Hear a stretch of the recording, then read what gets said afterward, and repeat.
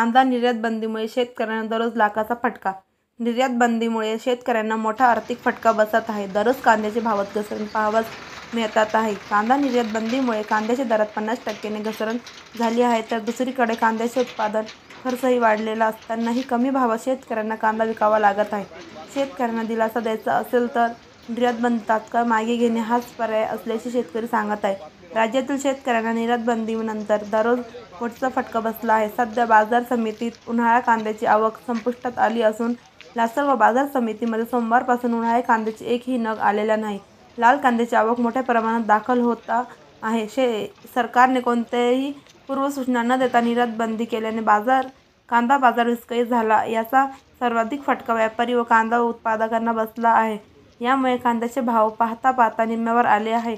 एकीकडे कांदा निर्यात बंदी, दुसरीकडे गारपीट व अवकाळी पावसानंतरची स्थिती यामध्ये शेतकरी आर्थिक कोंडीत सापडला आहे. सातत्याने बाजारभावात घसरण होत असल्याचे चित्र आहे.